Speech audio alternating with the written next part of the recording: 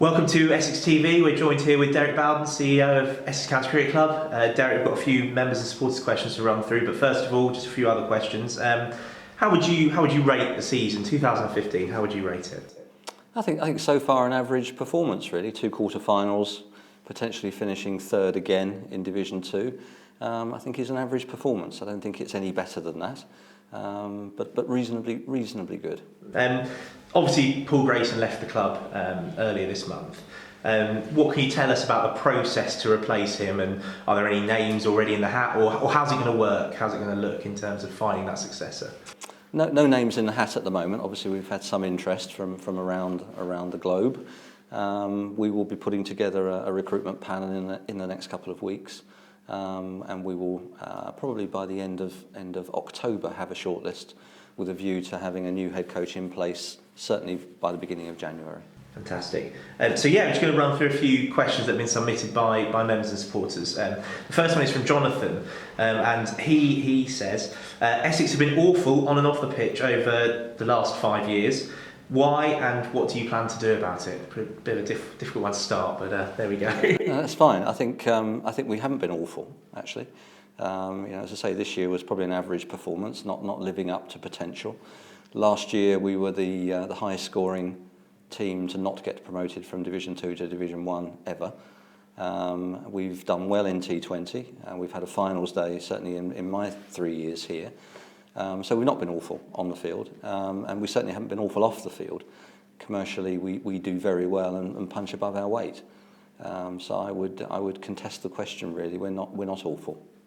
Fantastic. Yeah. So Peter asks, how many players will the club look to bring in next season?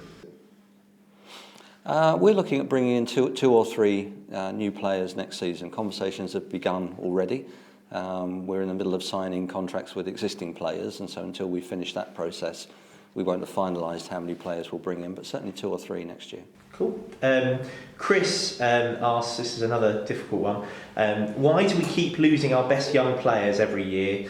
For example, Tamal Mills and Reece Topley.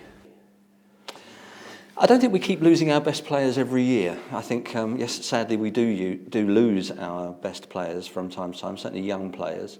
But in a way, that's one of the issues with the academy system and I guess the feeder system. We in some cases lose our young players to England, not to other counties. But other counties are able to pay more money from time to time, and at the end of the day, it's a short career, and you can't really blame players for moving on. Yeah, exactly. Neil asks, what are Essex County Cricket Club's priorities for next season? Championship promotion or a cup competition? I think I'd probably add or both. But yeah, what's the aim for next year? The aim is part of our 3-year plan, and it remains the same as the aim this year, which is to gain promotion from Division 2 to Division 1, and to fund that promotion bid by doing well in T20 in particular. Sure. Yeah. David asks, this is a sort of slightly longer question. We've sort of touched upon it in other questions. So, 30 years ago, players came to Essex to further their international careers, and now they leave us. He welcomes the 3-year contract for Jamie Porter and 2-year ones for Dan Lawrence and Kishan Villani. And he asks, does the club have any other plans to give us the best possible chance of hanging on to our young talent?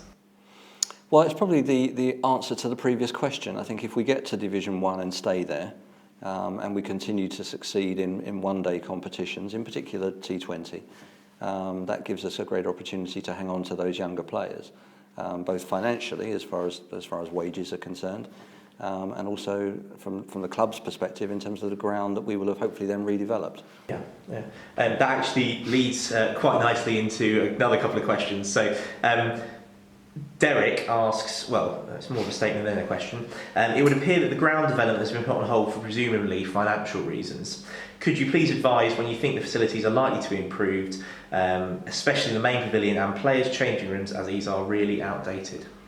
Yes, I mean they are really outdated, and there is a very clear ambition to start work on the site as soon as possible, and the reasons behind the pausing of the development are financial. We need to make sure that the project adds up. I see no reason why we can't start in earnest at the end of next season. Fantastic. This is another ground development one. It's slightly different tact. So this is David, and he asks, the ground development seems to be a stop-start affair. Have Essex considered that it might be financially more viable to sell the whole ground and develop a new out-of-town location with better facilities and transport links? That was the original plan, actually. If you go back to the early noughties, the plan was to develop on the whole of the ground and move to the outskirts of Chelmsford. Unfortunately, at the time, we were not allowed planning permission to build on a greenfield site. So it was financially unviable, but option one was to do exactly that. Okay. This is, again, we changed tax a little bit. Obviously, there's been a lot of speculation recently about the changes in the structure to the county system, and obviously recently ECB have announced that there won't be any changes for next season. Reese asks, do you back the proposed ECB reduction from 16 to 14 games in 4-day cricket?